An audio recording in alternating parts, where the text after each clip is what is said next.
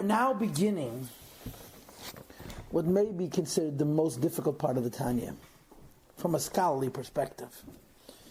It's a chunk of mysticism. That's what it is.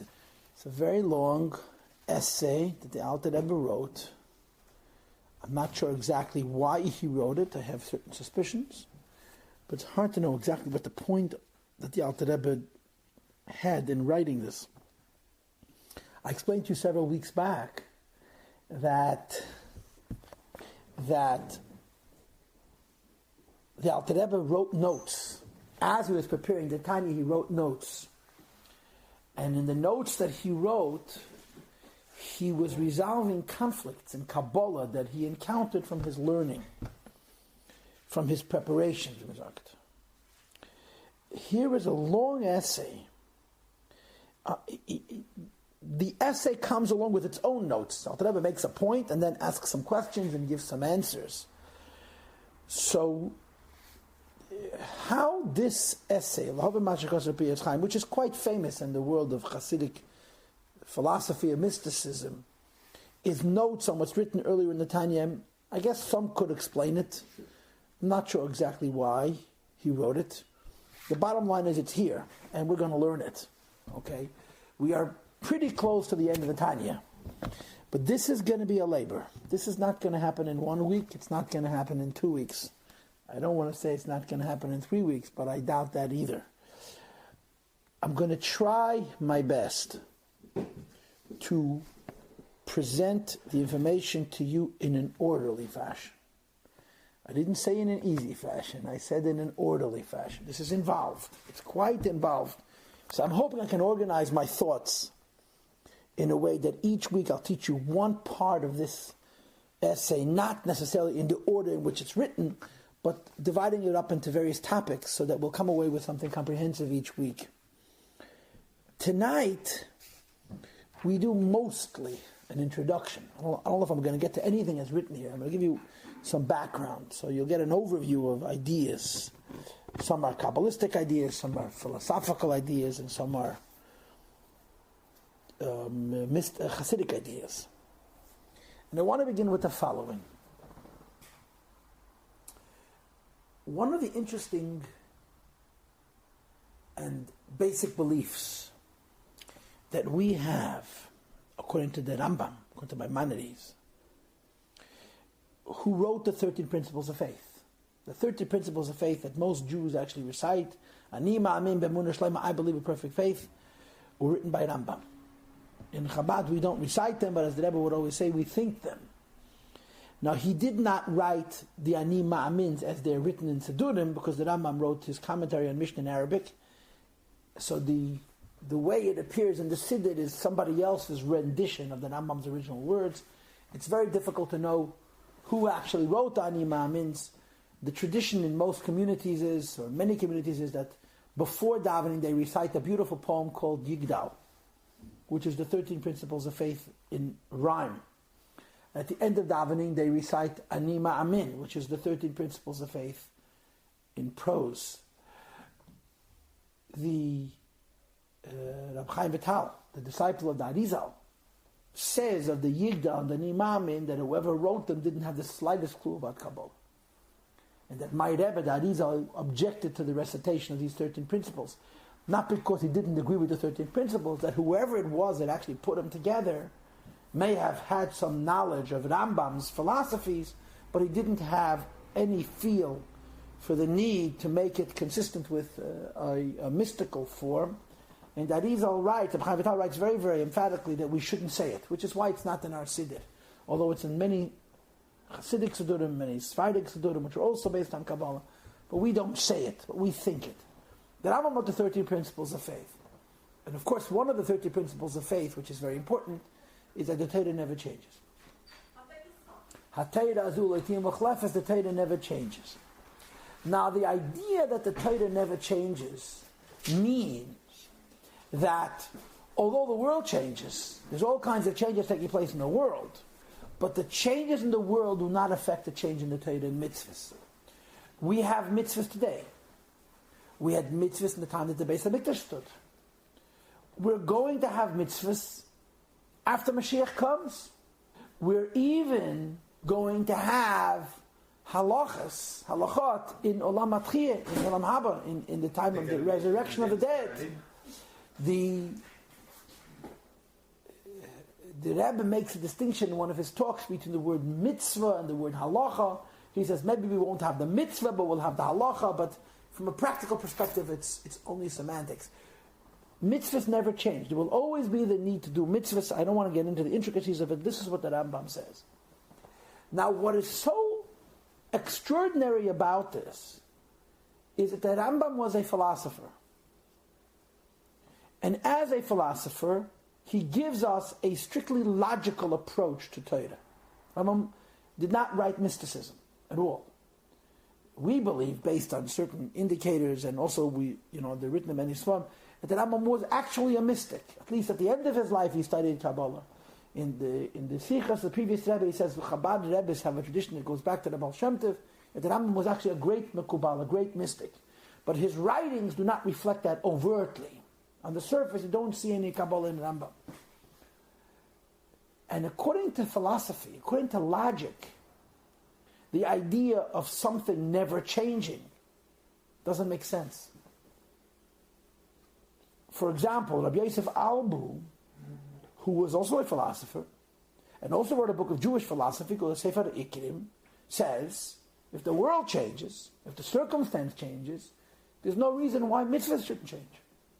Because mitzvahs reflect the reality. As the reality changes, the need for commandments adapts accordingly, because mitzvahs have reasons. And ironically, of all people, Rambam says that Torah and mitzvahs never change. And this is one of the many, many, many examples where you actually see an indication of the fact that the Rambam, notwithstanding that he was a philosopher, understood that certain things logically have to be higher than logic. Torah and mitzvahs never change. What does change is what's called Ta'amei HaMitzvahs, Ta'amei HaMitzvot, the reasons. We do the same acts. We do them for different reasons. Today we eat food for one reason. After Mashiach comes, we're going to eat food for a different reason. The act is the same. The significance, the meaning of the act adapts and changes because of the circumstance. And no matter what kind of world we live in, the kind of circumstances the world evolves into, the mitzvahs will remain constant, the reasons for the mitzvahs will constantly change and evolve, and so forth and so on. Which means, in other words, that the reasons that we perform mitzvahs are never the whole story. One mitzvah has many reasons. These various different reasons are applicable under various different circumstances. So when you give an explanation, you say, mitzvah A is done for this reason, that's always a part truth, because mitzvah A was given by God, and it's written into the Torah, which was written, as the Chazal tell us, before the world was created, in anticipation of every imaginable change that will take place over the course of history. So the mitzvah that I am doing right now, I'm doing it for this reason. In 100 years from today, in 1,000 years from today, I will do the same mitzvah, but I will do it for an entirely different reason. So when God wrote the mitzvah, you can say it either He incorporated the various reasons for the mitzvahs that would be performed throughout history, or to say it more accurately, His intent was not a reasonable one, it's higher than reason. It's based on the will of God that simply manifests. It comes down into various different reasons. Which is a very important concept in Jewish theology, and especially in Hasidus, that in the end we do mitzvahs because God said so. Not for the reasons we give. Not for the kavanot that we apply. Because one reason and many reasons and all the reasons still does not add up to the fact when you're doing a mitzvah, you're doing what the Eibishter wishes, what God wants. Or as Hasidus says it, the word mitzvah, amongst other things, means tzafsa, connection. When you do a mitzvah, you're connecting to God. Or to say it alternatively, when you're doing a mitzvah, you are tuning into God on God's terms. Now, ask yourself, why did God say this? What you're really saying is not why did God say this, because, as the Rambam writes, it's impossible to understand why God says things, just like it's impossible to understand what God is. What you're really saying is, why did God say this to me? And why did God say this to me now and here? So you're not really ever comprehensively explaining the mitzvahs of HaKadosh Baruch Hu, the will of God, because the will of God is always beyond any explanation we're going to give. They're partial explanations. But kavanas on mitzvahs are very important. It's very important to know why we do mitzvahs, because it motivates, it inspires, and it refines, and it has all kinds of other effects. Now, within the scheme of kavanat ha-mitzvot, when you talk about reasons for mitzvahs, there are many, many, many books, many, many books, that offer many, many, many commentaries. Some of them are compendiums. Some of them you can find all the reasons for all the mitzvahs in one place, like the Rambam has made in Nevuchim. If you know where to look, section 3, he gives through Pedic by Pedic. He divides mitzvahs into 14 categories, gives reasons. Others, for example, the Rishonim, who have commentaries on Chumash, like Even Ezra, or Ramban, or Ralbag, they give reasons for mitzvahs, but you have to know where to find the mitzvahs, because they're scattered all over the Chumash, and so forth. So it's a very, very involved endeavor. But to comprehensively, in other words, to gather together all of the reasons for all of the mitzvahs written in all of the books would be a considerable undertaking. It would be a meaningful undertaking, a useful undertaking. It would be it would be very, very, very involved. So let us generalize. And I'm going to explain my generalization by introducing you to a phrase, to a Hebrew phrase. The first person that I know who brings this phrase is Nachmanides, the Ramban in Pashas Tetzav, I believe. But it's brought at length in one of the classic works of mysticism called Avodas HaKodesh, Avodat HaKodesh, for the Meir ben Gabbai, who was a Sephardi that lived about 50 years or so before the Arizal, or maybe more even. He was from the Yerusha, Portugal. He was expelled from Portugal. And he wrote wonderful works of Kabbalah, really very, very wonderful Svarim. And one of his Svarim is called Avodas HaKodesh. And he introduces us to the following language. Avodah Tzorech Gavoya, question mark. Avodah Tzorech Gavoa, question mark. When we study Torah and do mitzvahs, are we doing it for God, or are we doing it for ourselves only? That's his question. It's a basic theological question. What is Judaism is about, and for whom is Judaism prescribed? And I'm going to share 3 insights with you. The first is the philosophical insight, which Rambam talks about, that Asag talks about, and others. Philosophy means logic. And logic says that you can't understand God. And you can't understand God's motivations. And consequently, when you ask the question, is Judaism serving a purpose for God? The answer is a resounding absolutely not. No way. They quote the Medrash, this is philosophy now, Chakira, that says, does God really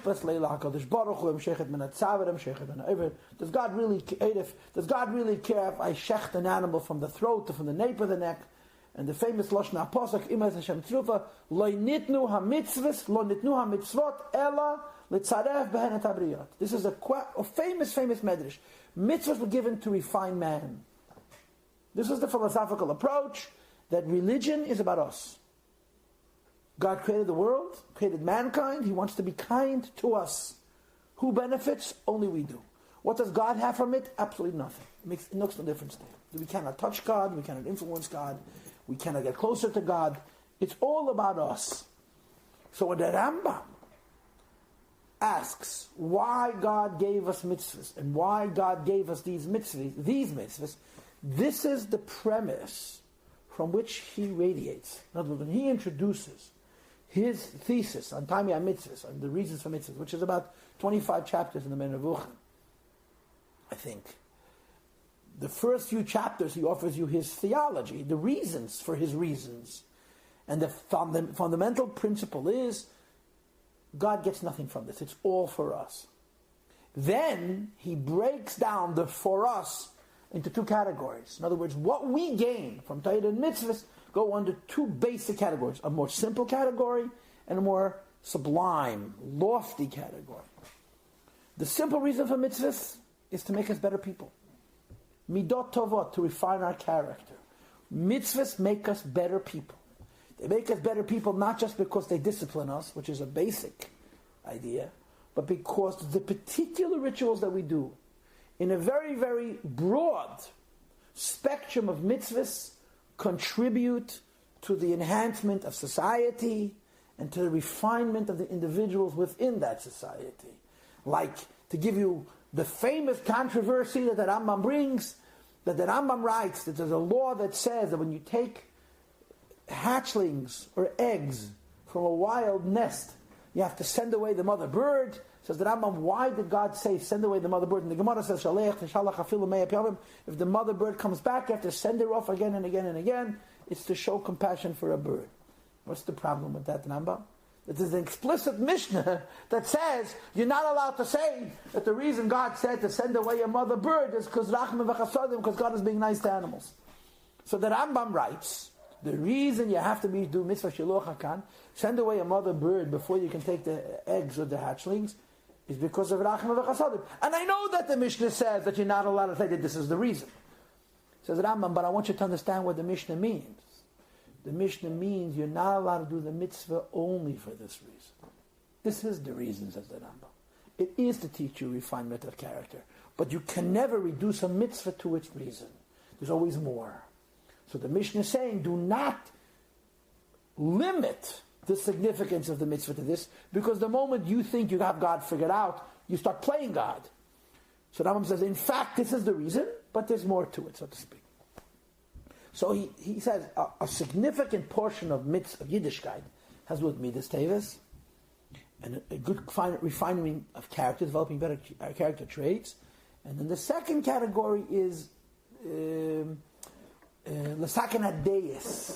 hadeyot, to enhance our ethos, our intellectual principles and values, not our emotional, behavioral characteristics, but our philosophy, how our minds work. That we have to refine our mind. Refine our mind involves, ultimately, using our mind as a vehicle, as a tool to get closer to God. For example, Rambam holds that an incredible number of mitzvahs, like shchita and karbonis, and on and on and on and on and on, are all a reaction to avodah zarah, to idol worship, to paganism. And he says the idea is, Torah gave us so many mitzvahs to teach us how to think. We shouldn't think like pagans, who think in a polytheistic way, that you can manipulate God, and all kinds of other superstitious ideas that Rambam brings, but because of one God. So the Rambam's opinion, and this is not exclusive to the Rambam, this is essentially the view of all chokrim, philosophers who were non-mystics, that avodah tzorech gavoya with a question mark. The idea that God somewhat benefits from our mitzvahs is foolish, not true. It's only for us. When we do the mitzvahs, it's not a benefit of somebody else. That's all. This is Rambam. This is philosophy. Then you get to mysticism, and Kabbalah disagrees. Kabbalah says, avodah tzorech gavoya b'nichusa. That this statement, that Torah and mitzvahs is for the benefit of heaven, is a fact. When we do Torah and mitzvahs, it's not only we who are benefiting, God gains as well. And mysticism has to explain this, and to explore this, and to develop this idea, and to put it into one sentence. When Kabbalah says, avodah tzorech gavoya b'nichusa, the Torah and mitzvahs we perform are not only beneficial for us, but they're beneficial for God as well, they don't mean God. They mean godliness. They mean the spiritual realms. That when we learn Torah and do mitzvahs, what we do down here is reflected on high. In short, and the long version is going to come soon, in short, Kabbalah teaches us that there's a concept called elokus, godliness, elokut. And avodah tzorech gavoya means that the Torah and mitzvahs that we perform touch and are touched by the godly realms. In other words, to say that I am somehow benefiting God Himself through my Torah and my mitzvahs, even Kabbalah doesn't go that far. But Kabbalah does say that Torah mitzvahs I perform touches the godly realms, the realms of the Ein Sof, which to be very simplistic and basic, goes in the world of Atzilus, Adam, which I'm going to talk about later tonight, and therefore Kabbalah says, you do good deeds down here, they trigger, they reflect, they influence what's happening in the godly realm, and therefore godliness needs me and you to do our mitzvahs. If not God, but godliness. And this is where Kabbalah disagrees with philosophy and says, it's not just for man, because what we do down here touches and affects and influences what's happening on high. And the Yiddishkeit we practice down here touches not just some spiritual world, but a godly realm, which I'll talk about soon with the help of God. And therefore, in fact, godliness needs a Jew to live in the physical world, learn Torah and do mitzvahs and struggle with the Yetzer Hara, because it has an influence on the godly realms. Now Chassidus would take it to another level, which is very, very intense. It sounds simple, but it's far from simple.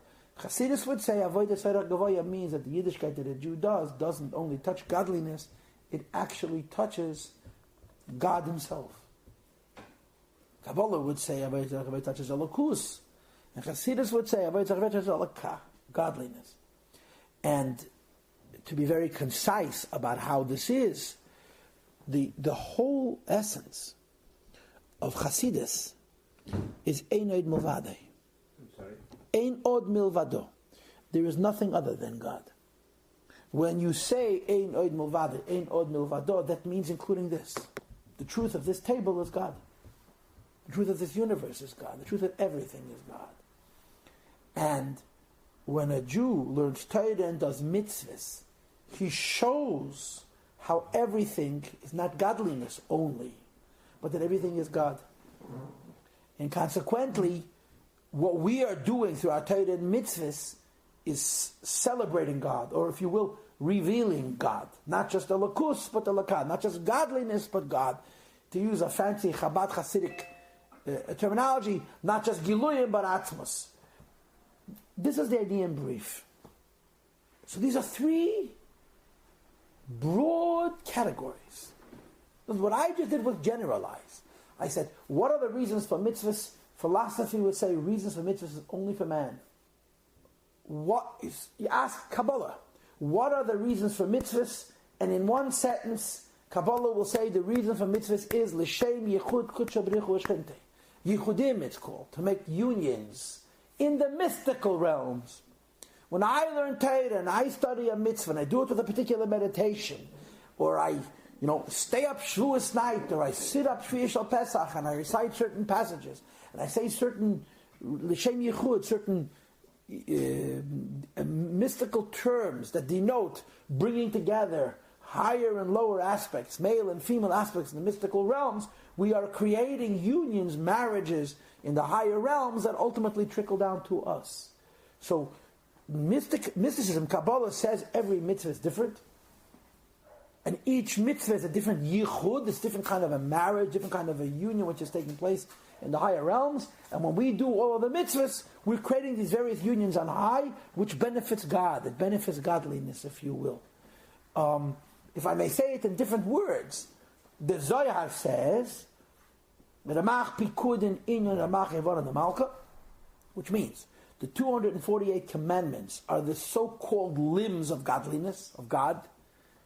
Just like we have limbs, godliness has limbs. Now, I'll make it very clear. Not God. Godliness, what we call in our culture, Adam Ha'elyon, the supernal man, in whose image we were created, or Atzilus, and the mitzvahs that we do trigger, touch, affect the various evadim, the various supernal limbs of Adam Ha'elyon. When I put on tefillin, for example, I'm touching the left hand of Adam Ha'elyon. When I study Torah, I'm touching the mind of Adam Ha'elyon. When I wear tzitzis, I'm having a different effect than Adam Ha'elyon, which is why we have to do all of the mitzvahs. Because each mitzvah is a different yichud, each mitzvah is a different union, is a different spiritual bringing together of forces, a male and female force. And by doing all of the mitzvahs, we are enhancing all of Adam Ha'elyon. We are strengthening and enhancing and beautifying the mystical realms. And that, in short, is the Kabbalistic significance behind mitzvahs. Now, a little piece of history, which I've shared with you, I'm sure, when I taught Tanya chapter 41, and we probably had it several times since. inside of communities, that means people who do things according to Kabbalah, they say L'Shem Yichud before every mitzvah. My mother's father, Olav Shalom, was a descendant of Hasidic Jews who were non-Chabad. I remember sitting at his Pesach Seder, and he did 15 L'Shem Yichud. Before Kiddush L'Shem Yichud, before Matzah L'Shem Yichud, before Mother L'Shem Yichud, all kinds of recitations that say, through this act I am making a spiritual union on high. We in Chabad don't do that. We do one a day. Before we say Baruch Sha'amar, at the beginning of Shachris, Baruch Sha'amar, we say L'Shem Yichud. And the idea is that we say one L'Shem Yichud in the beginning of the day, and the Lashon Harav is it's a Pu'ul and Shachas. It continues for the duration. All the mitzvah we do during the course of that day is L'Shem Yichud Shabbat Shchinte. Now, as the history goes, a non-Lubavitcher Chassid once got skeptical with me when I told him we do it once a day. He said, "What, you're afraid of the night of Yehud?" And the answer was, we certainly are. One of the greatest opponents of Hasidus, who was a giant of giants, who was so respected by the Hasidim he opposed, was the Neidah Yehuda, Rabbi Cheskel Levi Landau.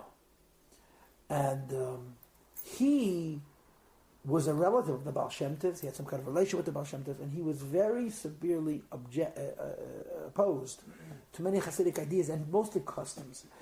And one of his famous responses, famous chuvas, is where he objects to this business that every chassid, every time he's doing a mitzvah, is saying L'Shem Yichud.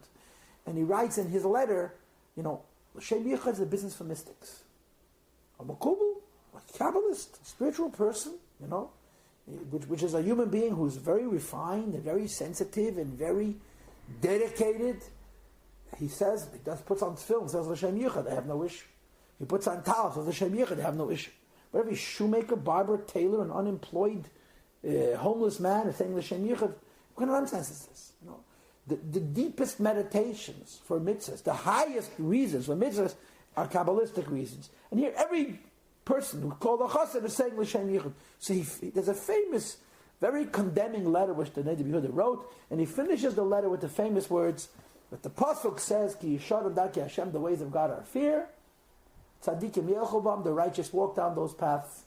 And the end of the pasuk is Urisha'im yikashlu bam, that the evil stumble. He wrote instead of Rishayim, he wrote Chasidim yikashlu bam. Chasidim were stumbling. What's interesting about it is his descendants were Chasidim.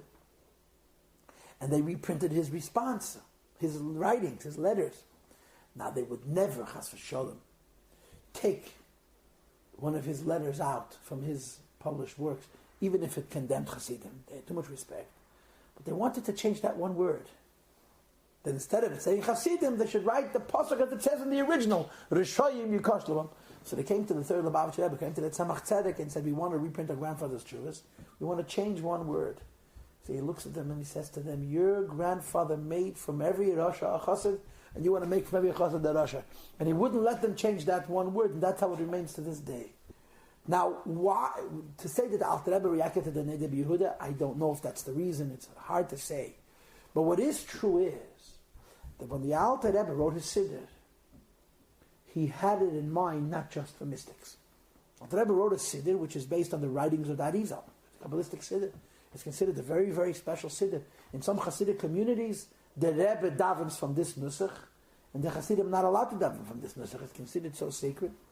But the Alter Rebbe wanted his Siddur to be used by everybody. Shavuot l'chol nefesh. And consequently, he made certain compromises.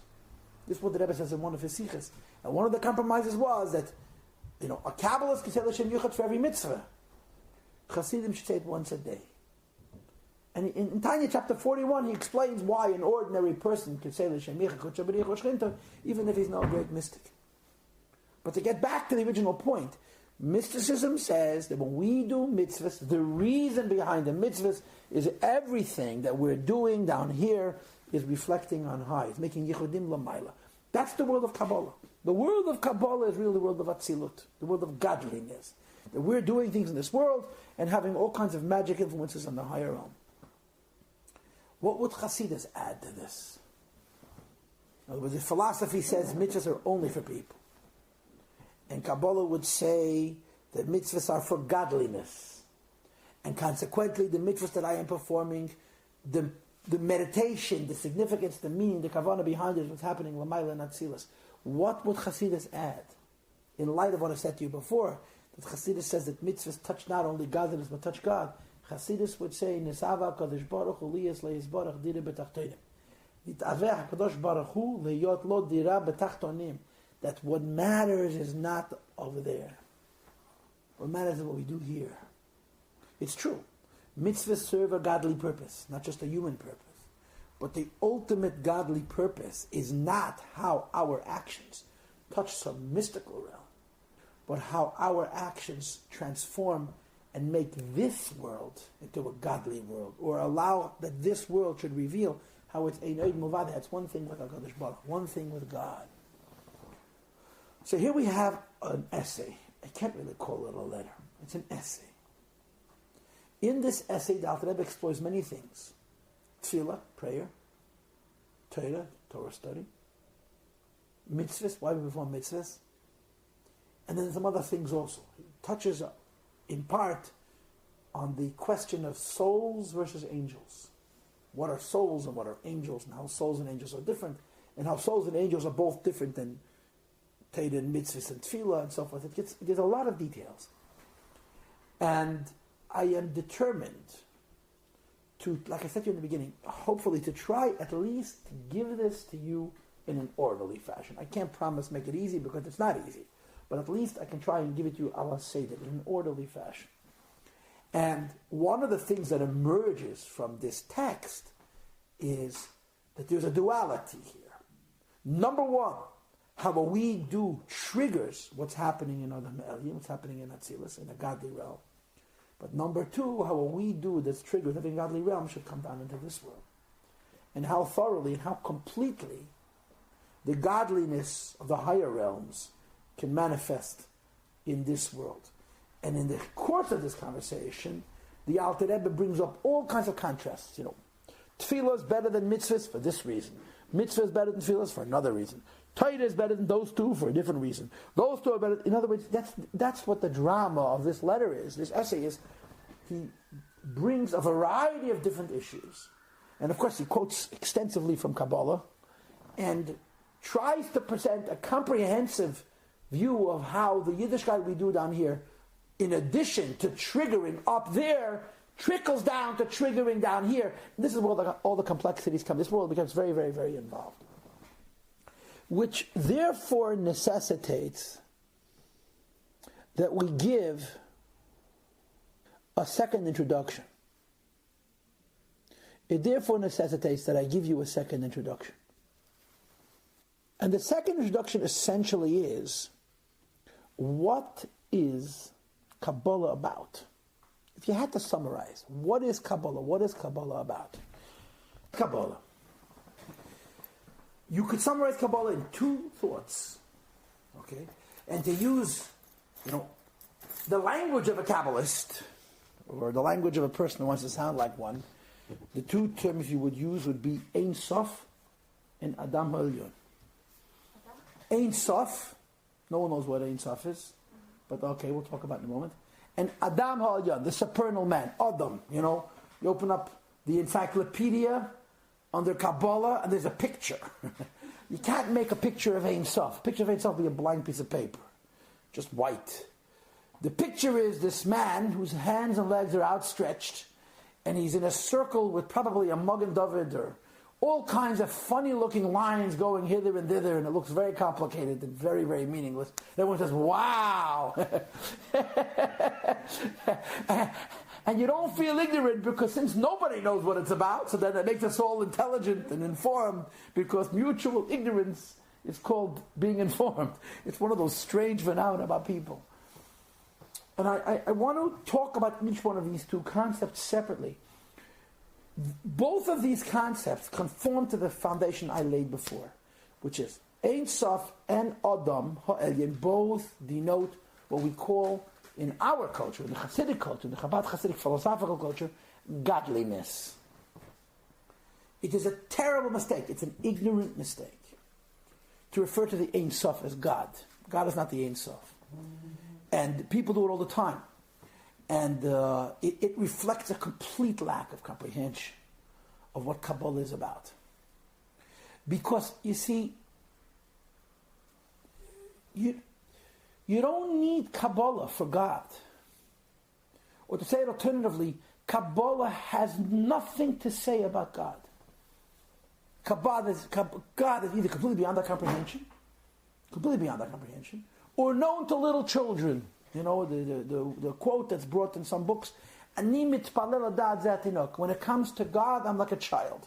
You're never closer to God than when you're ignorant. King David says, V'nivad v'le'eda, Behema sayisi imoch, I am ignorant, and I don't know, I'm like an animal with you. V'ani tamid imoch, and therefore I am with you.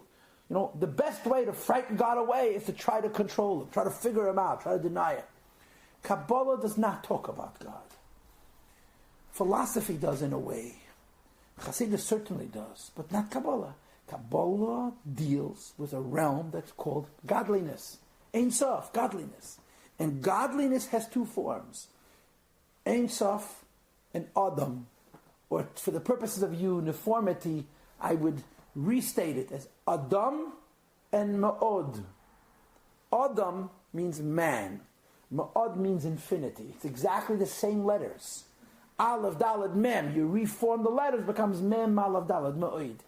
And this is one of the intriguing ways the idea is presented. There's godliness in its simple infinity, and there's godliness in its complex and orderly infinity.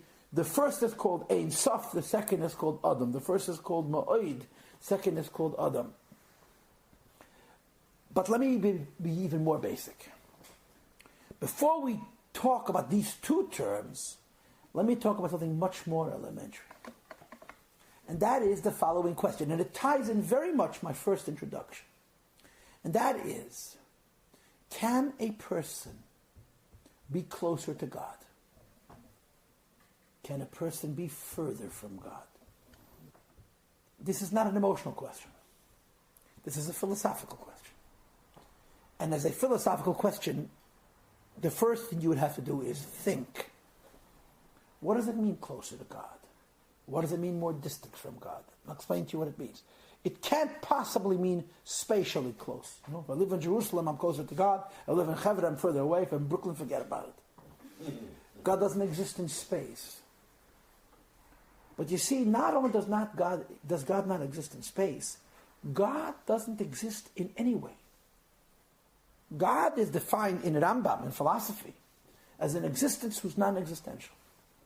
He exists, but he doesn't exist. He exists because he must exist. But his existence is non-existential. We say there's no such thing as relationships. The correct answer to that question is, you cannot be closer to God. There's no such thing. There's only such a thing as closer to your own potential. When we use the words closer to God or more remote, more distant from God, we really mean more in the spirit of God's will or God's commandments, and less in the spirit of God's will and God's commandments. There's no such thing as close and far. Either we're all incredibly close, or all of us have no relationship, and you know what? They're both true. We are incredibly close. You know why? Because we are God. There is nothing besides for God. Our flesh and blood is Him.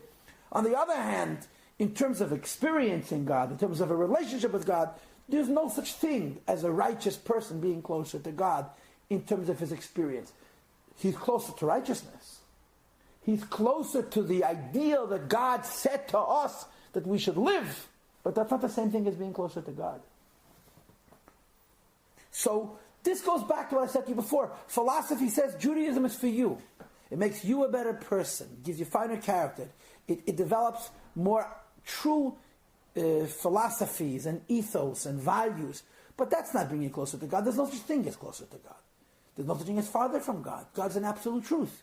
Our truths are defined by so many relative things, and there's no such thing as proximity, distance, or closeness from God. It's not, the answer is no, the answer is it's a non-question.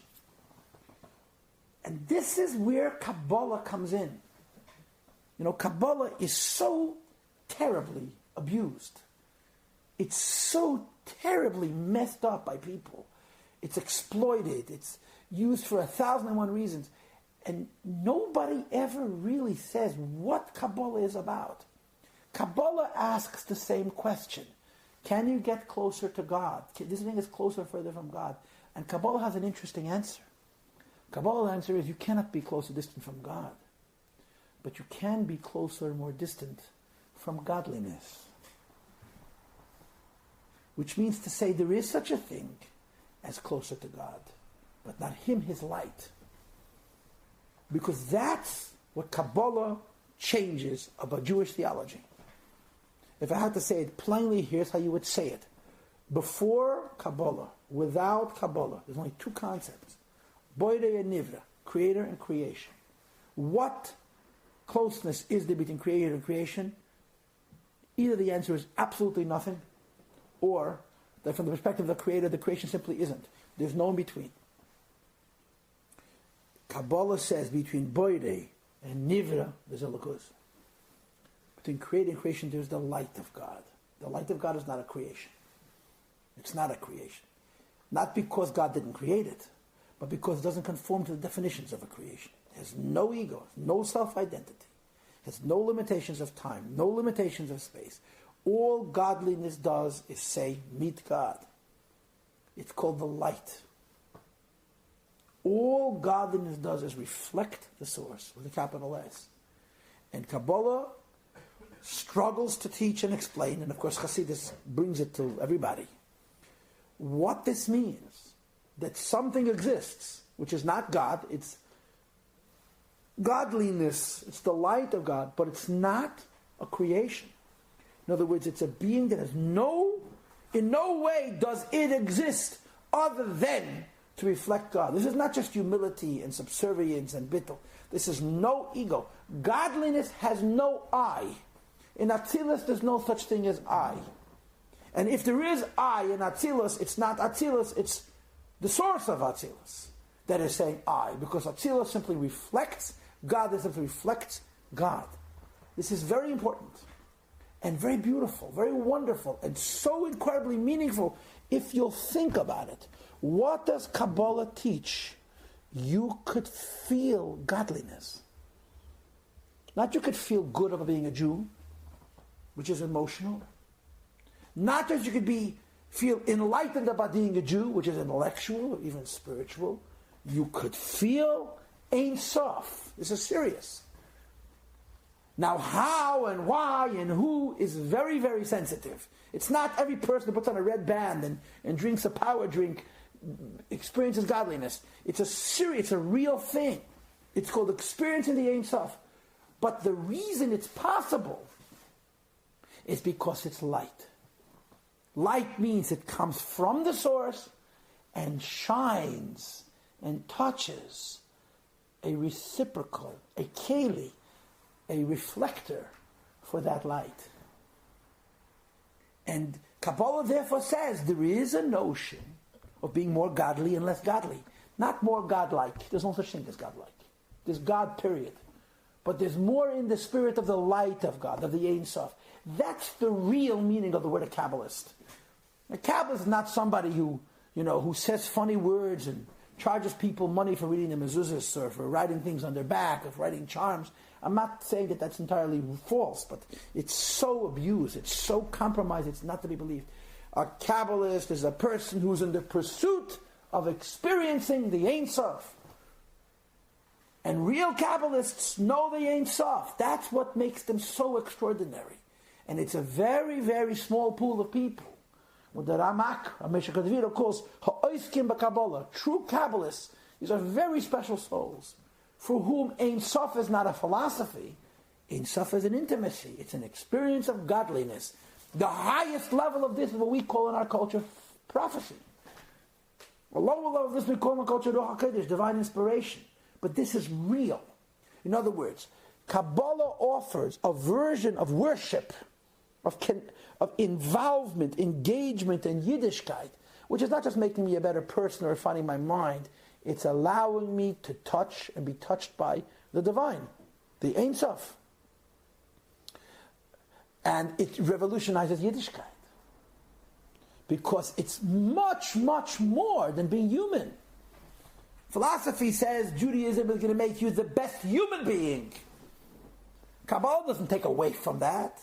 Kabbalah adds to that and says, not only will Judaism make you the maximum human being, it will bring you in touch with what is beyond human, what is transcendent. Not that it feels exciting or that it's intellectually enlightening. It's truly experiencing the divine, not God. You cannot experience God. It's experiencing godliness, elokus, ein sof. And it's a whole new Yiddishkeit. And it's really so tragic when you hear people talk about Kabbalah. And they talk about all kinds of things and the attributes and the spheres. And this never ever comes up. Never. Never. It's not on the program. It's not part of the discussion. Because it doesn't, it's not marketable. People don't want to work.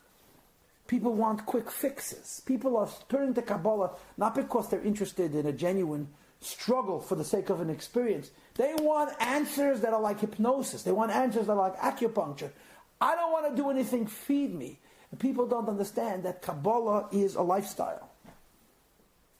Whose reward, whose culmination, whose end is a closeness to godliness, but requires incredible perishus. Perishus means refinement and even removal from a materialism that's on a very, very special and a consistent and constant level as a precursor, as a introduction to coming into the world of Kabbalah. Which is why there are all these conditions about people studying Kabbalah and so forth and so on. Now, today the rules are different. The rules are different not because we're better able to handle Kabbalah, but because we push it need it. But it's not a mitzvah to over-abuse. You don't have to dafke use it incorrectly. It is useful for you and I to sit here and talk about this idea, although to be honest, we're not experiencing the Ein Sof anytime soon. For us it's a philosophy. We're not mystics. We're simple people. We're not experiencing the Ein Sof. But knowing that the Ein Sof exists changes how we see ourselves in our relationship with HaKadosh Baruch Hu, even if in our lifetime we will never experience the Ein Sof, but we know there is such a thing called Oyer, light. And when we do a mitzvah, we bring this light into the world. And we make this dark world a little bit more illuminated, a little bit closer to Mashiach Tzidkeinu. This is a very, very rich and subtle, new commentary on what Judaism is. And that's really the heart of Kabbalah. If I could say what I just said to you, in other words, any person who's exposed to Kabbalah knows that Kabbalah's books go into two categories basically. There's two kinds of Kabbalah books. One are called Hagdamot, and the other are called Kavanot. And all the books go into category A, category B. Hagdamas means the map, teaching you the Kabbalistic facts. A comes before B, B comes before C, this is to the right, this is to the left, this is in the center, this is higher, this is lower, this is deeper, this is shallow. The structure we call in our culture of Seder Ishtalshalos. B is the second, but Kavanot. How, when I practice Judaism, I am placing myself on this map. I am tuning into some point, some place, some level, some aspect on this map and experiencing a particular light associated with a particular aspect based on a particular mitzvah which affected a particular yichud. And the point of the Hagdamas is the Kavonis. The point of all the Kabbalistic introductions is to get to the meditations. And unfortunately, we're busy only with the Hagdamas. We're busy with the map. We're busy with the mystical realms and images and pictures, and completely forget that it's not about that. It's about people.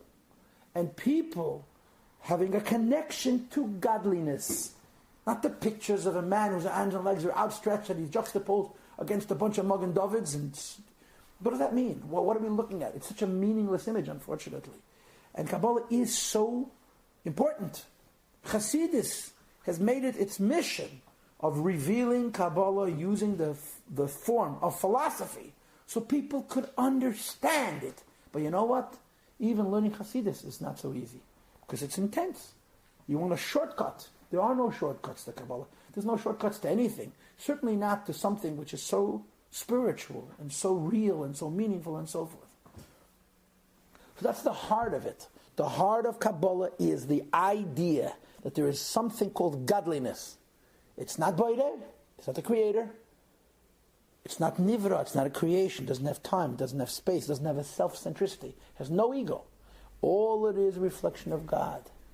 Now, for the mystics in the room, we would divide godliness into two intermediate categories. In other words, if Boire means God, the creator, and Nivra means creation, that means us, godliness would be the space in the center. And the space in the center, this is of course all proverbial and relative, would divide into two parts. Ma'atzil, the emanator, and Ne'etzal, the emanation. The source of the light and the light. So, people who study Hasidus Chabad, and this is of course based on Kisvei Rizal, are familiar with these four levels. Boire, Maitzel, Ne'etzal, Nivra. Those are, all of existence goes into four groups. Creator, emanator, emanation, creation. That's how it works. Okay, Ne'etzal, emanation, is basically what we call in our culture Adam Ha'elyon, Atzilus, the revelation of godliness, which is what I'm going to get to right now. Now, I haven't given you the biggest and broadest sweep of the brush. Let's divide it into two parts. Godliness goes under two categories. Oir, light, or Ein Sof, and Adam, the supernal man. When the Torah says, created in the divine image, that doesn't mean the image of God, Chas v'Shalom, that's heresy. It means the image of godliness, of Adam Ha'elyon. What does Ein Sof mean? Ein Sof means the light of God. God has light, which means a reflection of God. God is everything.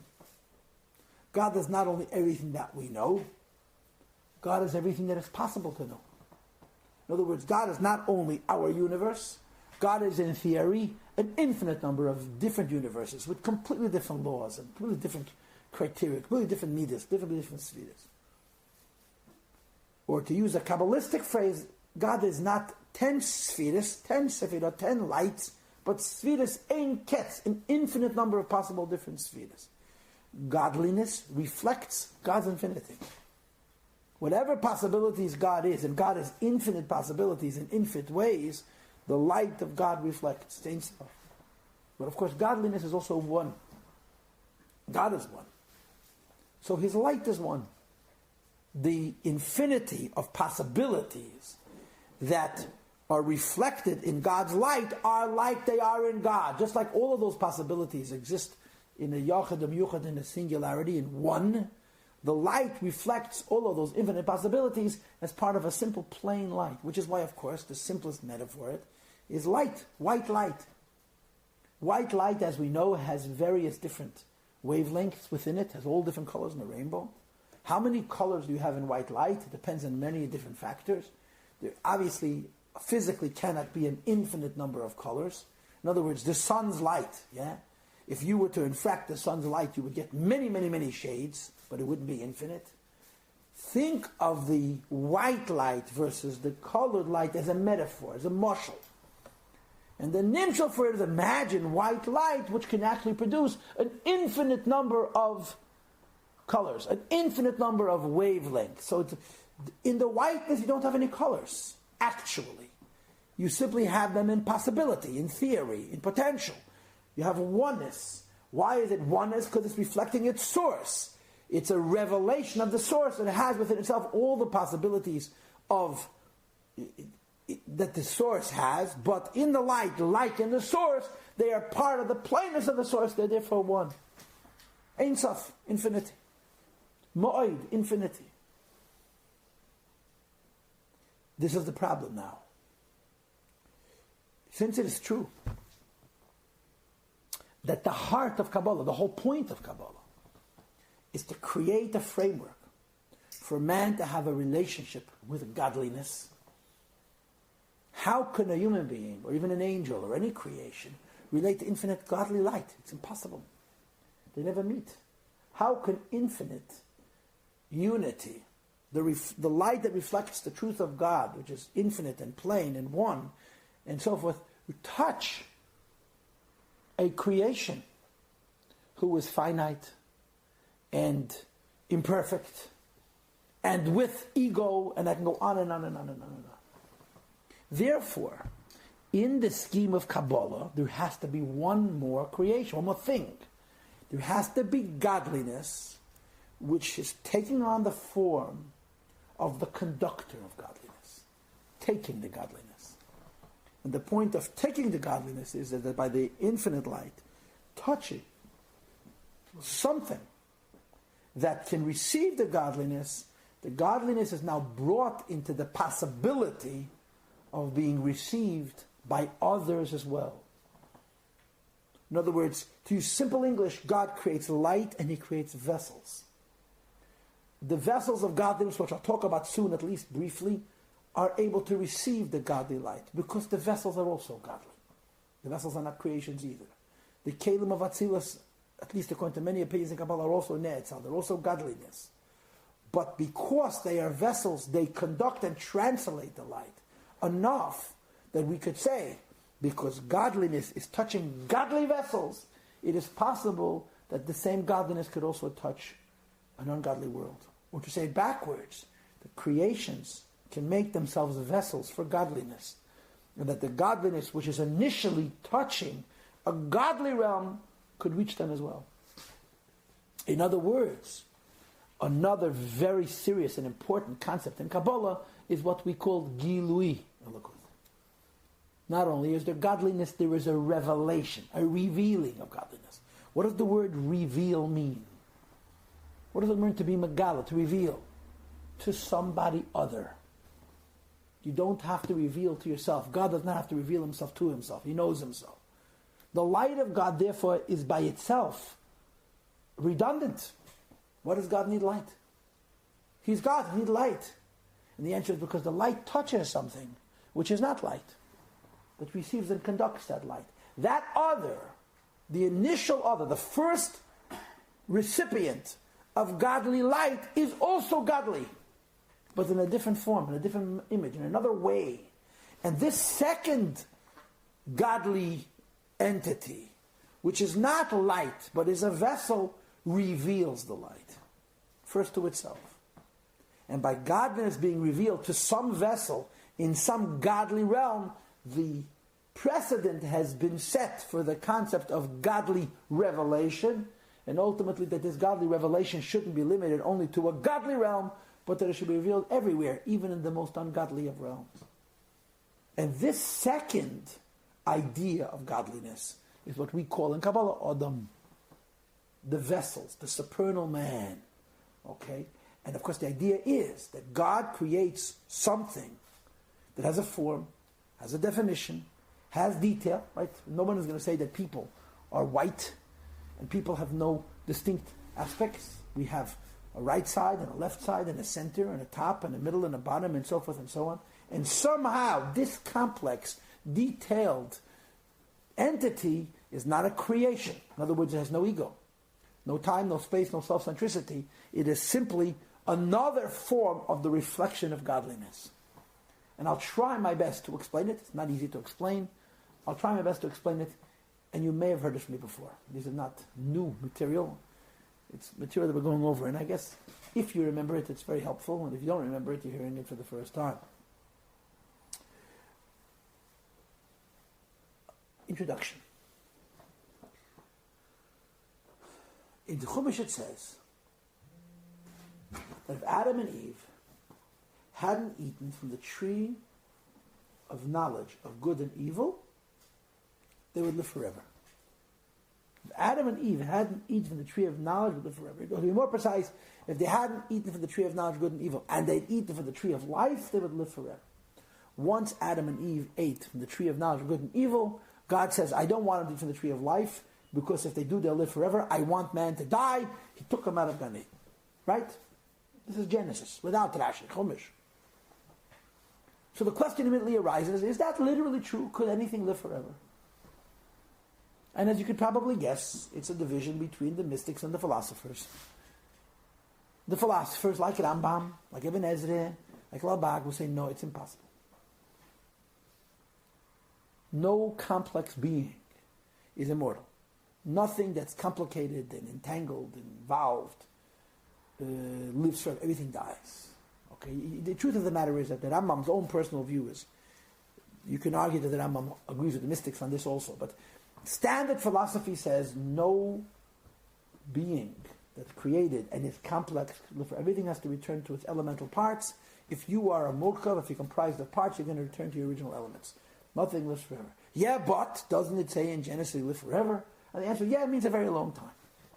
A very long time is considered forever. How long is forever? 1,000 years. And Adam dies at 930, 70 years shy of 1,000 years. Moshe Shalach dies at 969, which is 31 years shy of 1,000 years. Nobody lives 1,000 years. Okay, fine. That's the philosophical view. What do the mystics say? Of course. Sure. A human being can live forever. Why? Why not? God has to make sense. God created sense. He's not bound by sense. He can do what is logically impossible. And if he wants a human body to be forever, it will be forever. Okay? So of course the next question becomes, so then why did he want man to die once they ate from the tree of knowledge of good and evil? So let him live forever. Why? What's the issue here, right? So I want to share with you a Rabbeinu Bechaya, which is one of my favorite Rabbeinu Bechayas, and I've shared it so many times. It's so wonderful. Rabbeinu Bechaya explores this question of, can any complex being, any physical, biologically complicated entity live forever? And if you know Rabbeinu Bechaya's commentary on Chumash, he writes in his introduction that he's offering 4 versions of every pasuk: a pshat version, a medrash version, a philosophical version, and a mystical version. And the Rabbeinu Bechaya is very special because in many cases he'll bring you one pasuk and 4 different ideas: pshat, medrash, what he calls al derech haseichel, a philosophical version, and then what he calls al derech hasod, chochmas emes, Kabbalah. And on this question, Rabbeinu Bechaya says something really, really remarkable. He introduces us to a concept called koyach hahamara.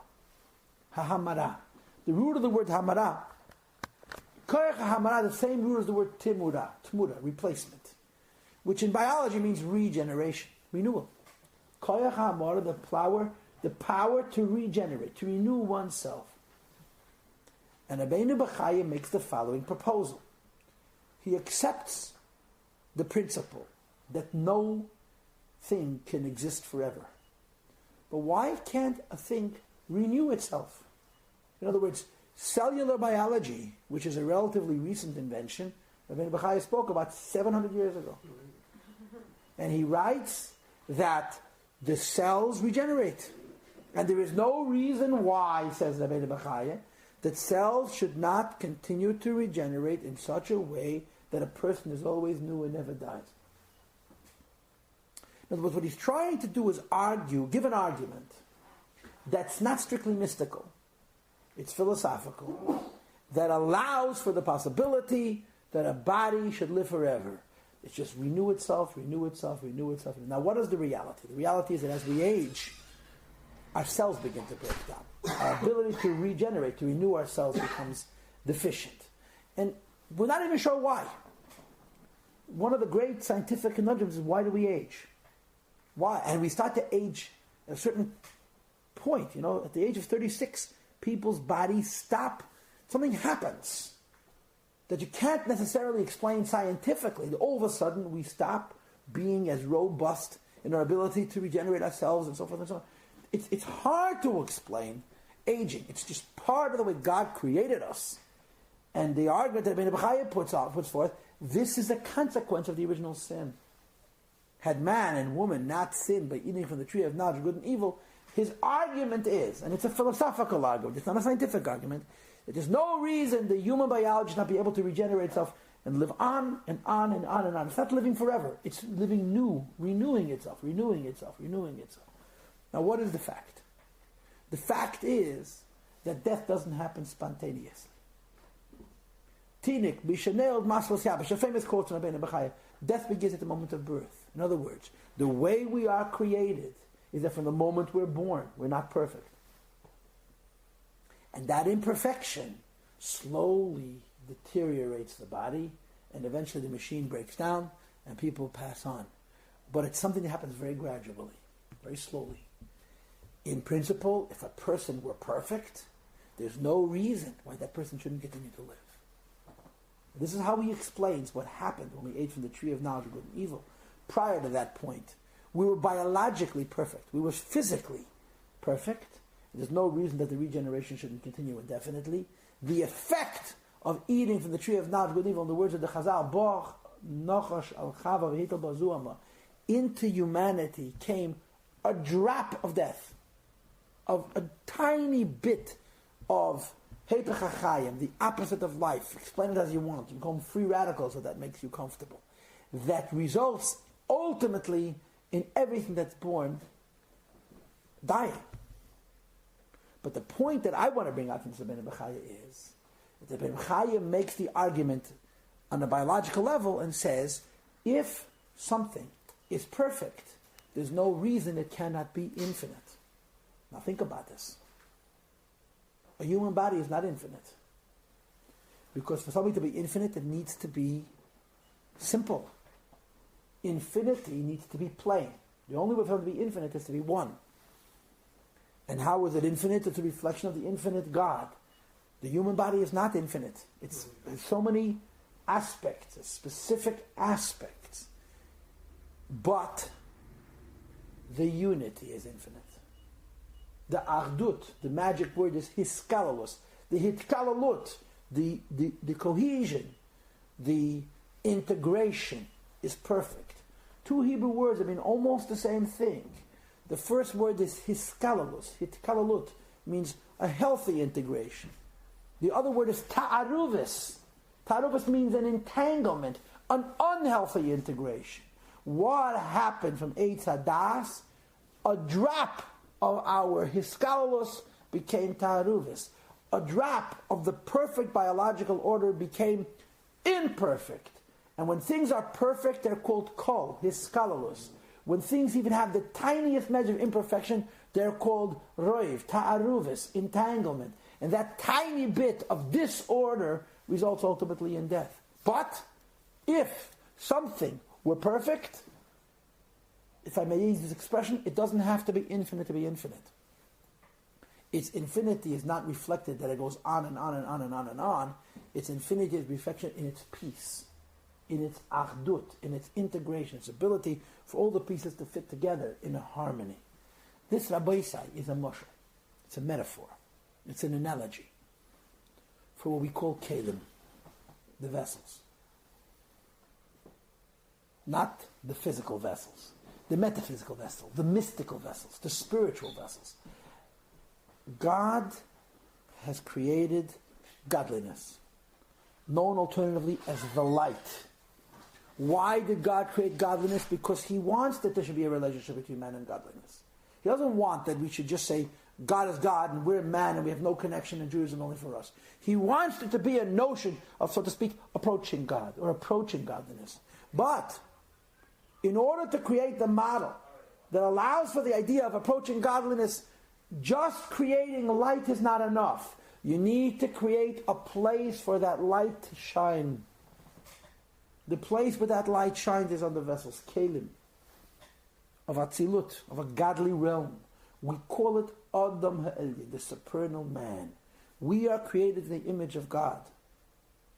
But it's not a perfect image. Because if it were a perfect image, we wouldn't die. There's something distorted about the image, something inexact, imperfect about the image. The imperfection in the lower man's reflecting the supernal man goes back to the original sin. Adam Ha'elyon is perfect. And because it's perfect, it's godly. Godly not in its infinity, but godly in its peace.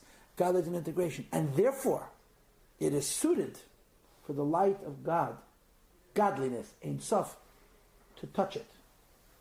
If I can give this to you in different words, from a different perspective, but also very beneficial, very accurate, the klipa, the illness, which brings to death is the lack of bittul, the lack of humility, the lack of subservience, the lack of acceptance. Yesh, the tiniest measure of self-awareness immediately precludes that perfection. Like the Torah describes it. God says to Adam, how do you know you're naked? How did you even notice yourself? You're simply a conduit, you're a keli for godliness. You became aware of self.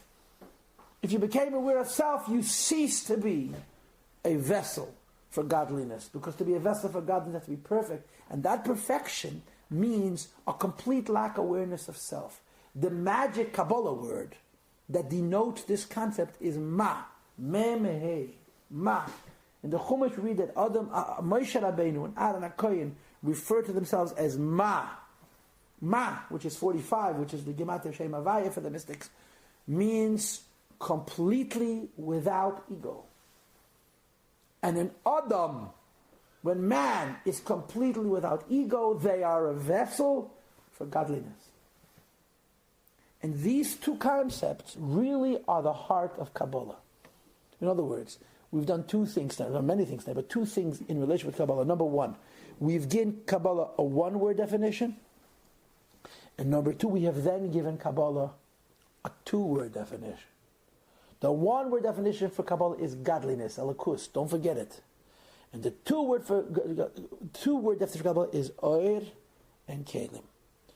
Ma'oid and adam. Simple godliness, and godliness that is godly because of its order and its integration and its harmony and its peace and its perfection. And this combination means that not only is there godliness, but there is a revelation of godliness. Gilui elikus. The Gilui elikus is not here, it's someplace else. But this availability is the beginning of human beings making themselves qualified that they too should experience Gilui elikus. And that's the meaning of the words, the Shem Yichud Kutsha B'richu U'Shchinte. That the godliness which is experienced in a godly realm should reach me if I make myself godly. How do you make yourself godly? By making yourself humble. By making yourself ma, adam, as opposed to ma'oid. This is the idea, if you will, of Kabbalah. Now, we have to finish. We're going to just state this tonight. And it'll come back to it in the future. We're speaking two concepts, right? Oid and kelim, light and vessels. The light clearly reflect godliness. The vessels don't. The vessels are farther away, right? The vessels are formed, the vessels are detailed, the vessels are limitation, and so forth and so on. We will discover, as this idea is further explored, that in an interesting kind of a way, the vessels that are on the surface, further from God, have hidden within them a deeper possibility of God even than the light.